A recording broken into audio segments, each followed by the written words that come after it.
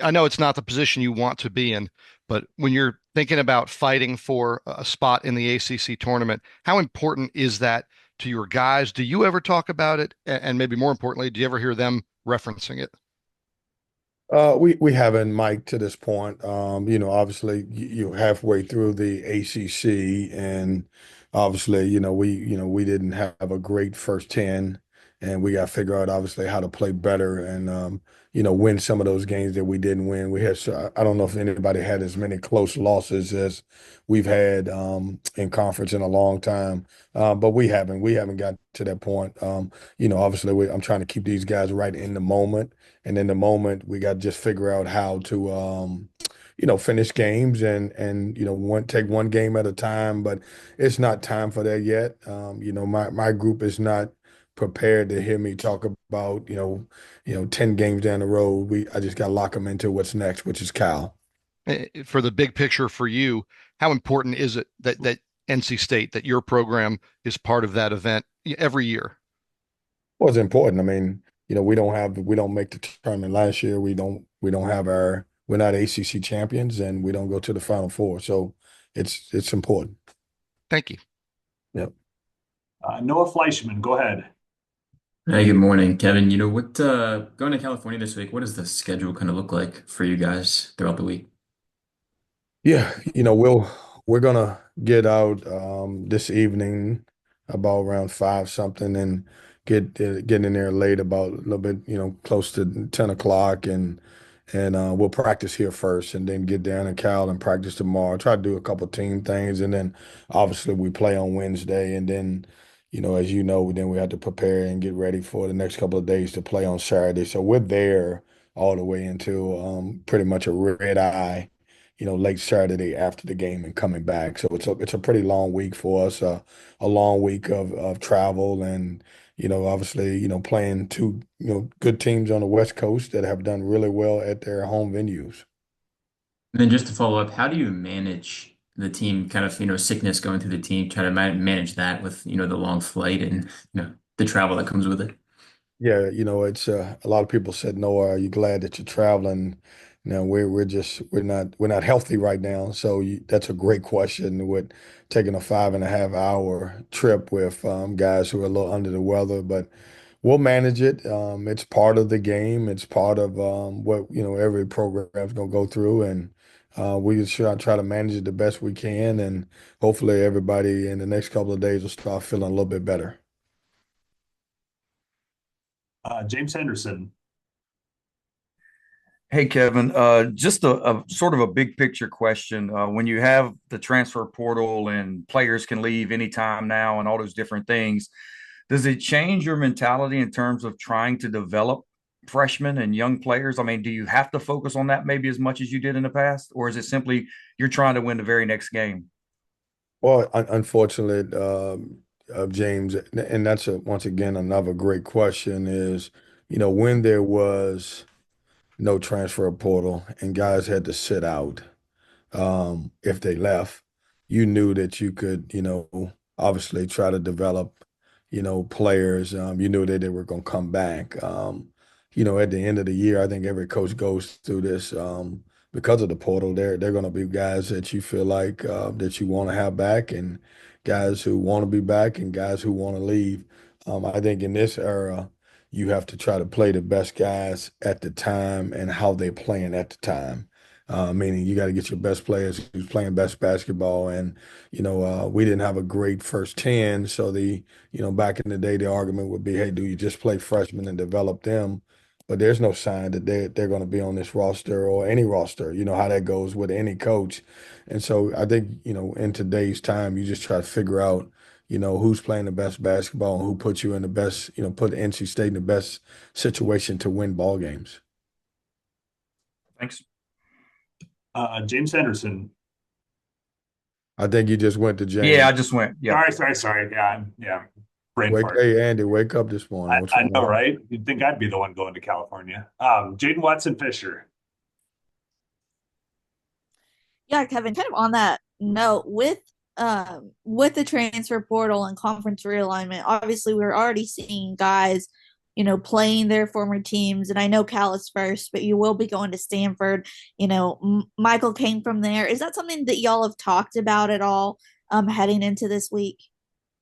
Jaden, we haven't yet, um, because we've been so, our games have come so close together, playing a Saturday, then playing Duke on Monday, then turning around and playing again. I haven't had a chance to talk to Michael about going back and play. In practice today, when we get in practice today, the one thing we'll talk about is Cal, because this is our second time playing. This is the first team that we have played, our second time, but I'll have a little time. I got a long flight with him, so I have a chance to, talk to him a little bit about his time in Stanford and getting the opportunity to play. But up until this point, I have not. Corey Smith. Kevin, I know we've asked about it throughout the season, but I wanted to ask you kind of a follow-up off of, where Mike James is now at this point. Do you expect to have him at any point this season, or, where do things stand with him now at this point with the injury? Yeah, Corey, we're throwing Mike and he's actually moved a little bit forward. He's been doing individual workouts. We've done some one-on-one things with him. I've put him in a couple drills. With some contact. I just don't know where he's at. I would say to you, it's getting to the point where probably in the next week or so we'll have a decision about whether it even makes sense for him to play this year or to sit out. I do know, I will say this for everybody's listening. I know Mike is a little frustrated that it hasn't, gotten to where it needs to be for him to be back on the court. He really wants to play. Hopefully he takes a positive turn, and there could be a chance that he plays this year. I'm not going to rule that out yet, but I think the conversations will be had within about a week or so. And on that same note, well, not the same note, but this upcoming week, you're going to play against Cal and against Stanford. Stanford, a team that, Maxime Renault has been one of the better players in the ACC so far this season, not only at his position, but just overall. How difficult is it to match up with him, given his size and given the way that he can, stretch the floor as well? Well, I haven't focused on them, but I've seen some games that through some teams that we've been playing. God, he's tough. I did say something to Michael. I said, Michael, tell me about big kid you play with. He's like, man, he's gotten so much better over the years. And when he first got there as a freshman, we talked about that how he wasn't very productive, and but he's a tough matchup. I mean, he shoots the three. He's a little bit different because when you watch him, very rarely do you see people use, screen for post guys, and he's comfortable coming off of that. But he's as tough of a matchup as we're probably going to face all year. I'm thinking about the bigs that we played, and we played some really good bigs over the last couple of years, but I don't know that we played anybody with his size as as skilled. Maybe Quentin Post a little bit, but he probably handles the ball a little bit more than that. But he's a talented player. Thank you. JC Zembel. Yes, did you have a conversation at all in the offseason or on the recruiting trail with the new coaches well, not new, but well, one is new, but with California and Stanford about joining the ACC, and is it just kind of still something you're getting used to? Well, no, I didn't have a conversation with them, JC, but when I realized after the game that we were going to take the trip to Cal and Stanford, I realized now that they are, I knew that obviously and excited that they're in the ACC, but reality sunk in, that our conference has spread out so much, which is a good thing. I don't think that's an issue at all. I love the fact that we cover so much ground in different places, but it is sinking in now that we're going to Cal and Stanford to play a game, whereas maybe, the only time I went to California to play games, it was we're part of an MTE. But we're going to two good places, two good schools, and two good programs. Go back to Noah Fleischman for the last question.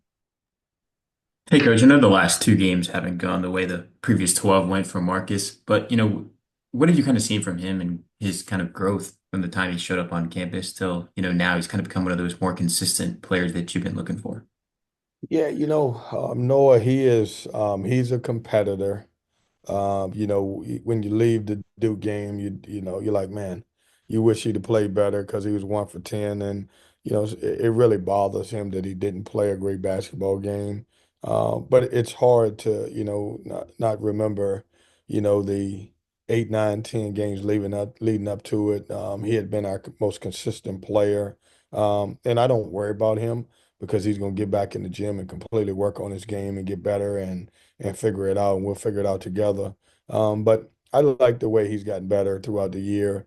I think at one point he was trying to figure out, how do I score against a more athletic guy than he played in his conference? And I think he's figured that out, and he'll get back to playing. Dontre Styles has really played great. The last couple games, and if we can get Marcus and JT playing, that gives us a second and third guy who can really score the basketball. But Marcos will be fine, and just because he works at it.